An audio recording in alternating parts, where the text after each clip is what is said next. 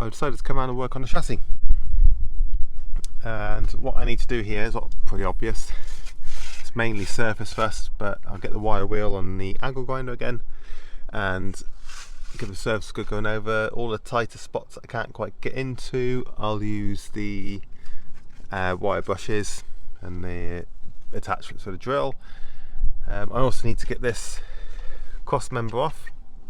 It's 4 bolts like each side.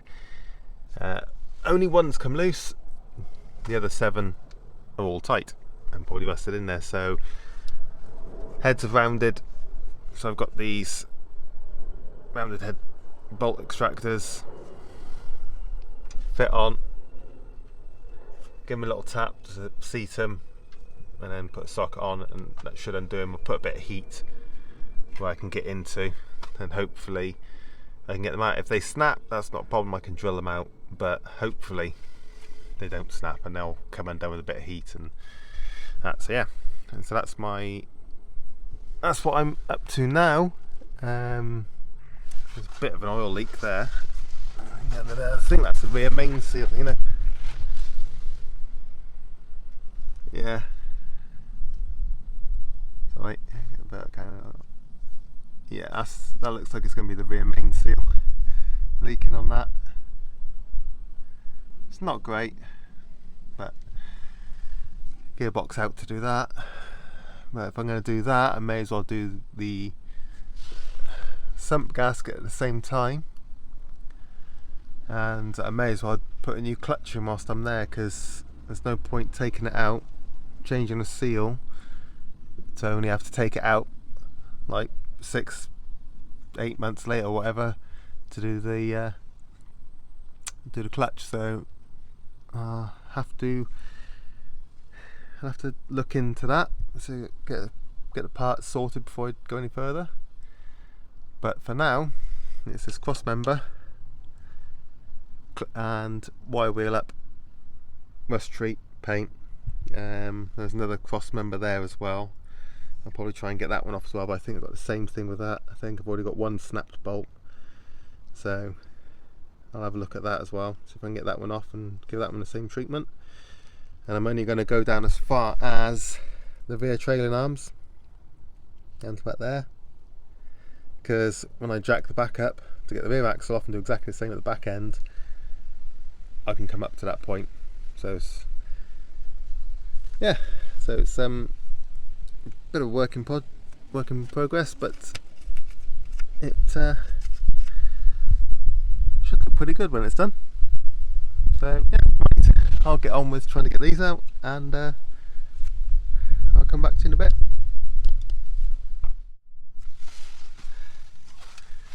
Okay,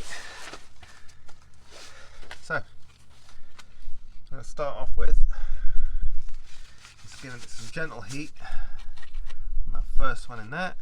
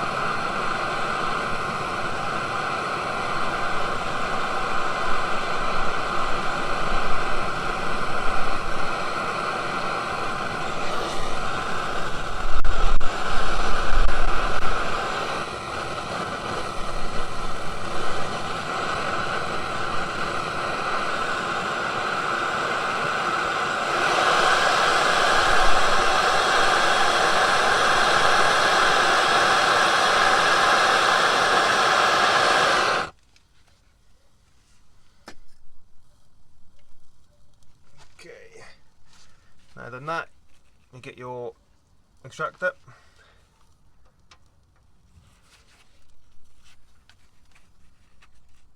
On.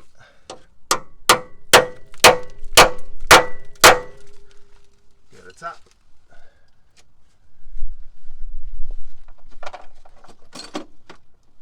And it's a 16 mil. So hopefully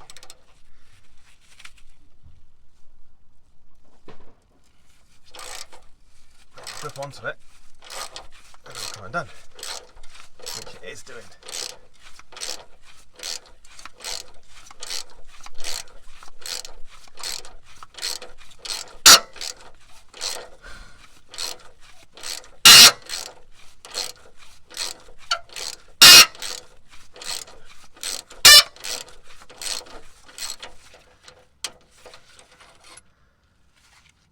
Just like that. Now that bolt's stuck in there, in the box you actually get a bar, a rod that sits in, and if you can hold it, let's give it a little tap, and it shoots the bolt out. That bolt's going to be red hot, so I'm not even going to go and try and touch that. That one, that bolt there should be loose already. I did already slacken that one. Right, so now I know that's okay. I'll get on and do the other two now. I'm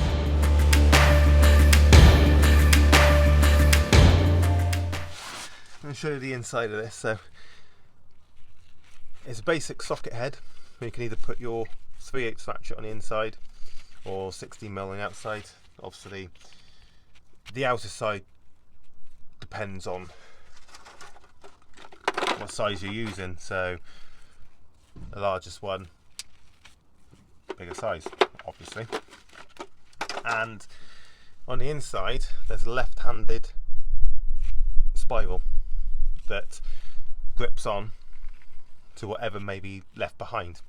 So it grips on, and as you undo it, it actually tightens and bites into the head of the bolt. So when you use the right amount of heat or penetrating oils, whatever your method is for getting broken studs or rounded studs out, it'll grip on and undo it for you. So absolutely essential when working on older cars, especially Land Rovers. So get yourself a decent set, or a set at least, and you'd be surprised how much time, effort and hassle actually saves you. So, right, I'm going to work on getting the rest of these out.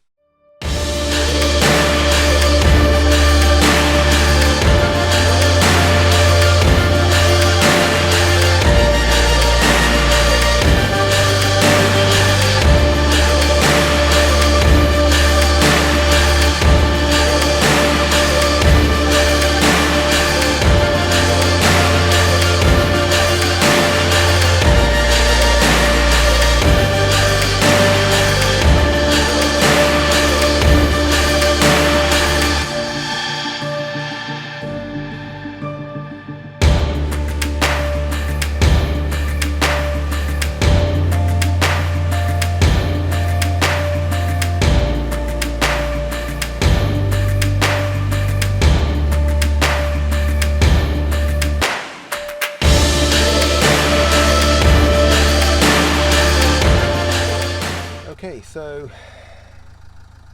I've got 7 out, and the one in the back corner here, I drove on the, as I've done with all the others, drove on the same size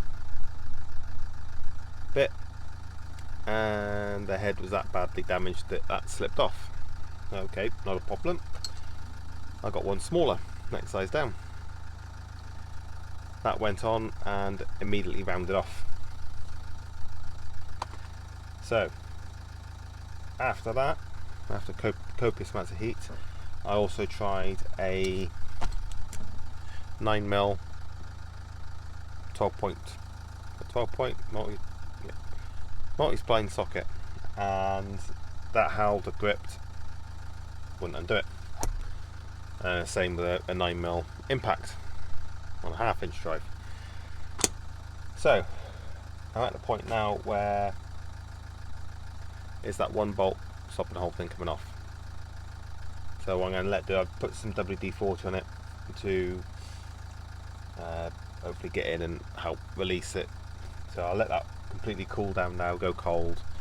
I'll start the wire wheeling with the chassis, cleaning the chassis up. I'll start on that, and then when I get down as far as here, I'll then have another go at it and see if I can get it off. I may have to try and grind it off, grind the head off, and then put some mole grips on a stud that's left and unwind it that way, which I have got grinding discs and that, so it won't be too difficult to do, but it's not ideal. Yeah, so that's what I'm going to do. I'll start with the cleaning up, make some progress with that, and come back to that when I reach that point.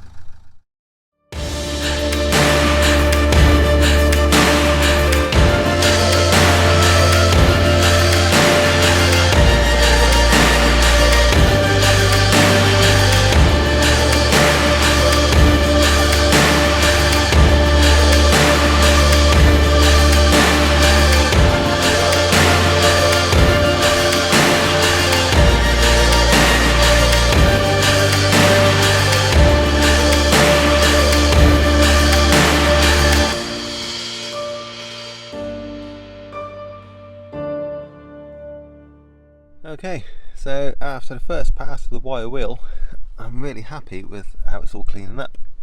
I haven't gone too nuts, just enough to make the first pass. I am going to obviously go over again with wire brushes and stuff in the tight areas.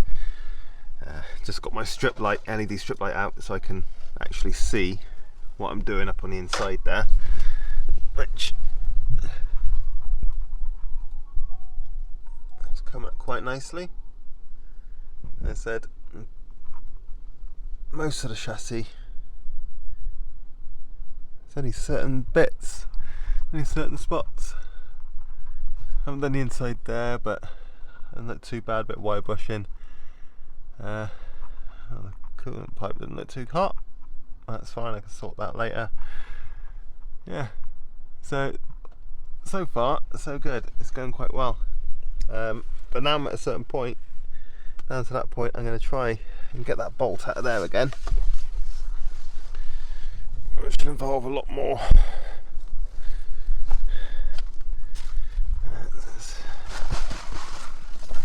The only problem when cleaning metalwork, rusty metalwork, is the amount of rubbish that falls right where you want to lie.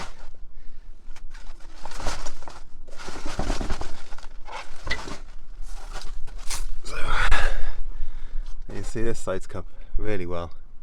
Be careful of the brake pipes there, so I'll get behind there with a screwdriver, chip that off. That's come quite well in there.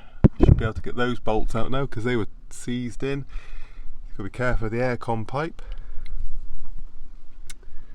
Brake line's been across the top there. I'm changing this flexi line, so that's why it's just pinched off with a mole grip. I would use proper pipe clamps if I was going to keep them, but I'm not. So try and get into this last bolt. I'll see if I can get to show you.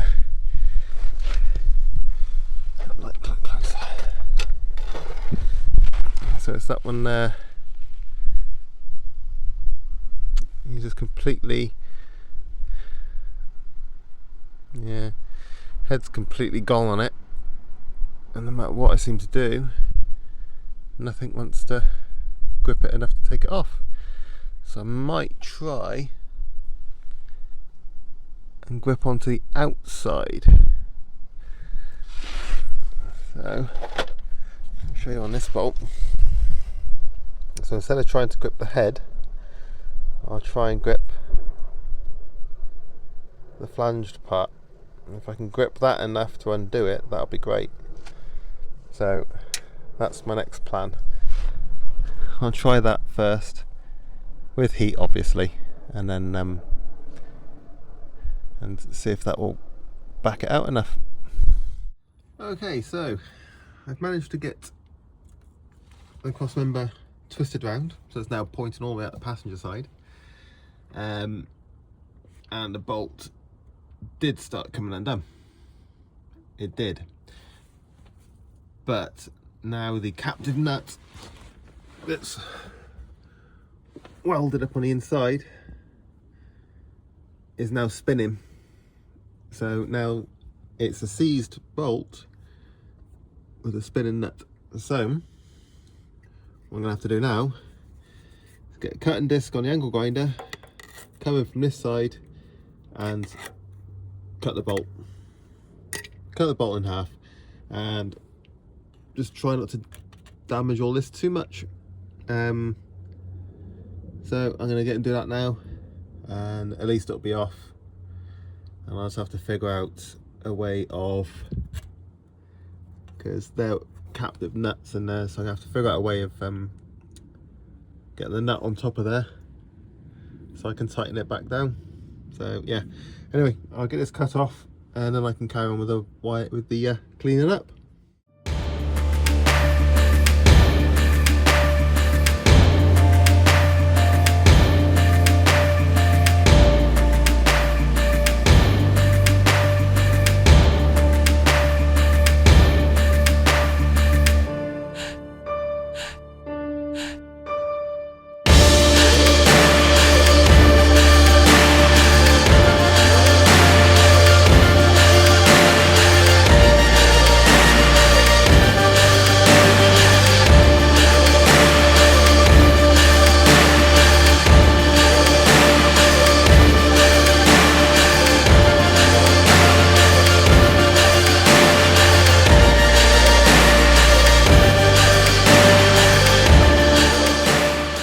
Sorry about that, I didn't even realise I'd knocked the camera over.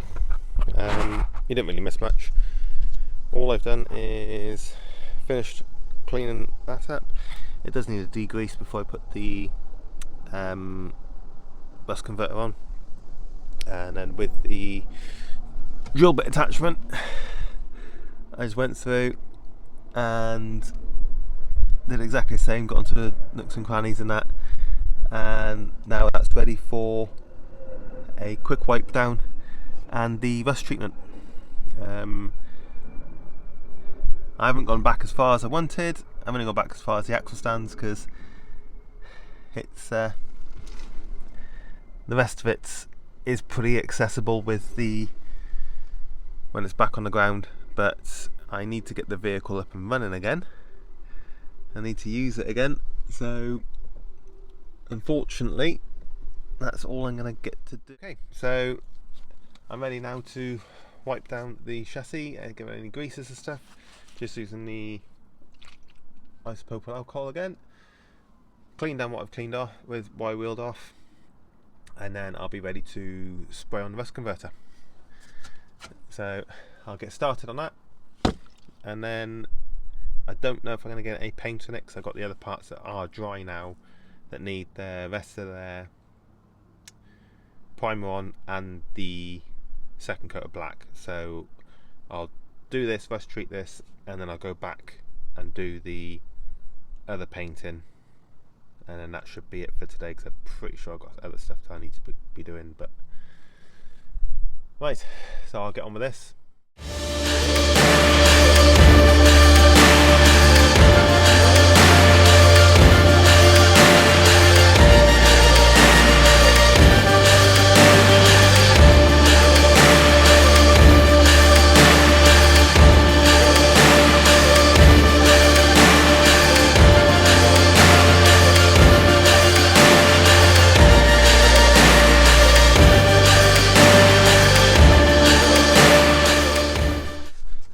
So I'm painting the chassis. I haven't gone with the primer on the chassis, namely because it's had its rust treatment, and this is a direct to rust paint, doesn't actually need a primer, and long term I am considering a galvanised chassis, so this only has to preserve it for and get the funds together for that. So it's straight on with the black. Like I said, it's been cleaned off, it's been rust treated, so all it needs is just its coat of black to protect it, and it should all be good. for the foreseeable future.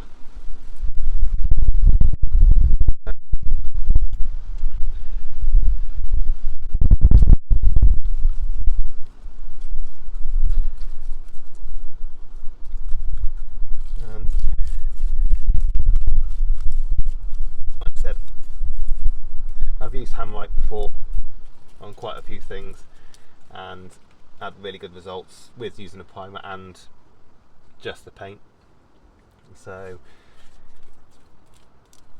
it's a good quality product, and I've got a lot of it, so I may as well use it up.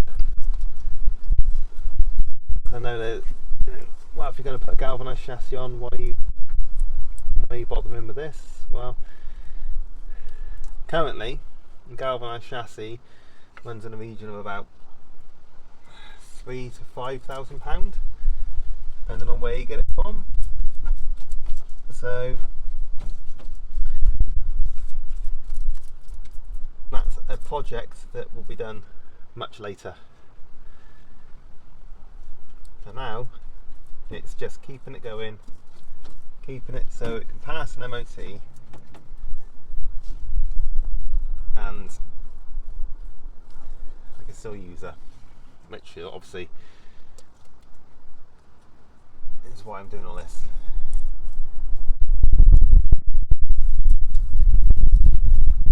Yeah. So get the paint on and out, and I'll show you I'll put it on a time lapse.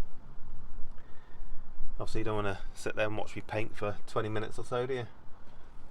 So I'll put it on a time lapse and then we'll go from there.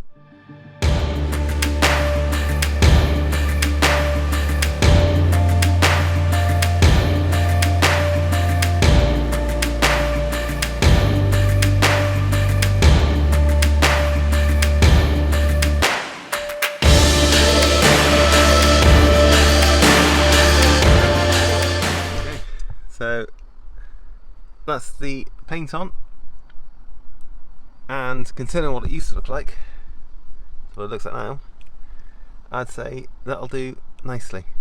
Obviously I haven't done the top because you can't really get in there without taking the body off, so that's why I've kind of decided that it's just a quick tidy up, and just keep her going until I can get the galvanised chassis, which is a long-term plan.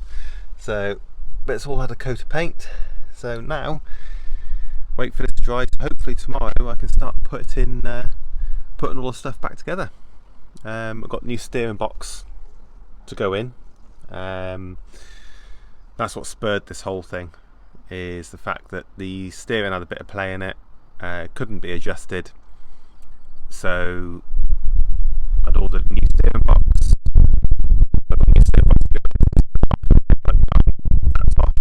I may as well clean the chassis whilst I'm here, so that's why I've done all of this, which has taken a lot longer than I expected, but then again everything always does. So all I've got to do now is last little touch-ups on all the ancillary pieces, and then it can start going back together. Hopefully, weather dependent, tomorrow I can start putting a few bits and pieces back on, and I'm kind of hoping that by the weekend I can have it back together.